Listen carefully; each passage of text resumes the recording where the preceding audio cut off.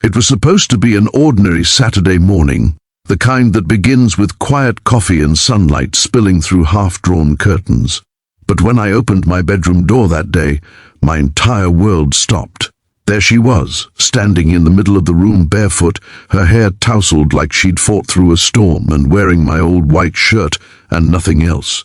The faint scent of rain clung to her skin, and the moment our eyes met, I realized this was not a dream. It was Ava, my ex-fiancée, the woman I hadn't seen in almost 2 years, the woman who had once promised me forever and vanished without a word. Before we continue, if you believe in kindness, forgiveness, and second chances, please take a moment to like this video, subscribe to Kindness Spark, and share this story with someone who needs a reminder that love sometimes finds its way back when we least expect it. The morning sunlight traced soft gold lines across her bare legs as she stood frozen, trembling slightly. I couldn't move.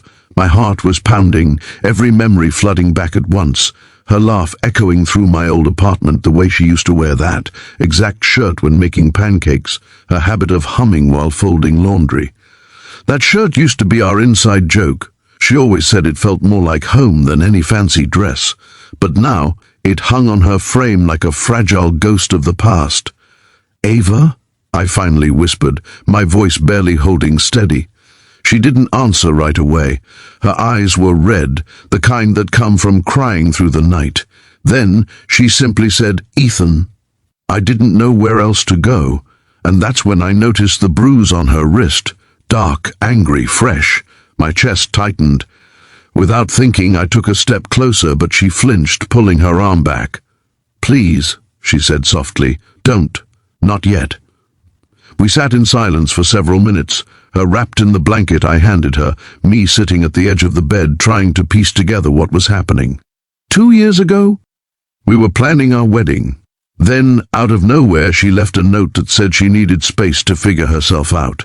I spent months wondering what went wrong, blaming myself, replaying every moment, every word. Eventually, I stopped waiting, or at least I thought I had.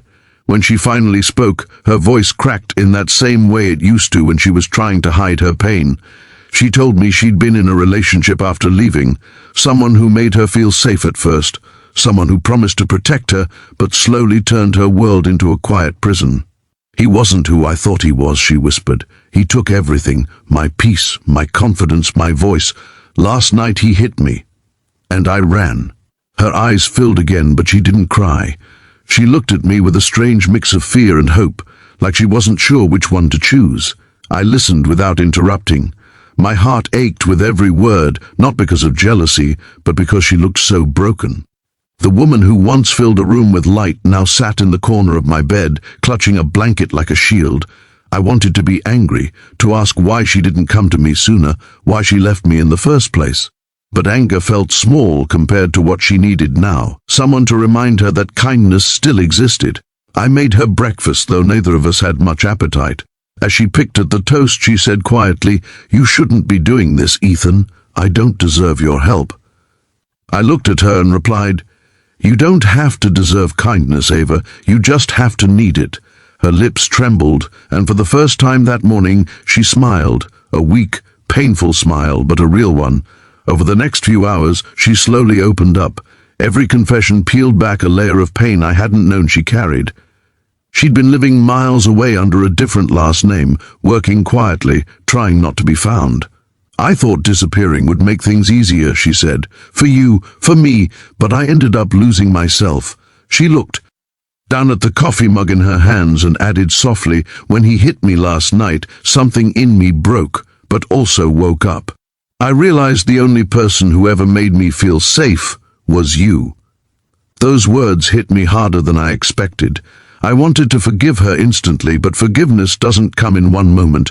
It comes in waves. I told her she could stay as long as she needed. That evening she took a long shower, and when she came out, she was still wearing my shirt. It was damp from her wet hair, but she didn't seem to care. She looked lighter somehow, like the first deep breath after holding it too long. We spent the afternoon cleaning my small apartment together. It felt strangely familiar, like a forgotten melody resurfacing. She organized the kitchen, humming again, while I fixed the loose cabinet door she used to tease me about. At one point, she caught me staring, and for the first time in years we both laughed, awkwardly at first, then freely. Later, as the day softened into golden evening, she asked if she could sit on the balcony. I joined her, bringing 2 cups of tea. The city below buzzed quietly, unaware of the tiny miracle unfolding in my home. Ava looked at the sky and said, "It's beautiful. I used to be too scared to notice things like this." Her voice broke again, but this time from gratitude, not pain. She told me she had nowhere else to go for now. I told her she didn't need to explain anymore. We both knew she wasn't just running from someone, she was running back to herself, and maybe, unknowingly, to me too. Days turned into a quiet routine. I'd leave early for work, and she'd stay behind, slowly reclaiming her strength. She started painting again, something she hadn't done since before we broke up. One afternoon I came home to find the apartment filled with the smell of acrylic paint and sunlight. She'd painted a window scene, rain streaming down glass, but there was a faint reflection of 2 figures inside, laughing. It was us. I stood there, staring, realizing that healing wasn't loud or dramatic. Sometimes it was just the gentle act of creating beauty after destruction. One evening, about a week later, she sat across from me at dinner. The candlelight flickered across her face and she said, "I know I hurt you. I wish I could take it all back, but I can't. The only thing I can do is start over, this time as someone who's not afraid to stay." My throat tightened and I said, "Maybe we don't need to start over. Maybe we just keep walking from where we left off." She nodded, tears glistening, and whispered, "Then let's walk slow." That night, before going to sleep, I found her curled up on the couch, still wearing my shirt. I covered her with a blanket, and for a long moment, I just watched her breathe. In that quiet, I realized something. I didn't love the memory of who she was. I loved the woman she'd become through her pain, her courage, her willingness to come home even when she thought she didn't deserve to. The next morning, she woke up early and made breakfast. There was laughter in the kitchen again, music playing from her phone. It felt like sunlight had returned to a house that had forgotten how to glow. She looked at me and said, "You saved me, Ethan." I shook my head and replied, "No, you saved yourself. I just opened the door." Weeks passed, and slowly the bruises faded from her skin and from our hearts. She found a new apartment nearby, started working again, and every morning she'd stop by with coffee and a shy smile. We didn't label what we were. Maybe we didn't need to. We just knew that love, when it returns after being lost, comes not as fireworks but as quiet forgiveness. Months later, on a sunny afternoon, I found her sitting on my balcony again, wearing that same white shirt. Only this time, her hair was tied back neatly, her eyes clear and confident. She looked peaceful, whole. "You know," she said, smiling, "I used to think wearing this shirt meant I was yours. Now I think it means I'm finally me."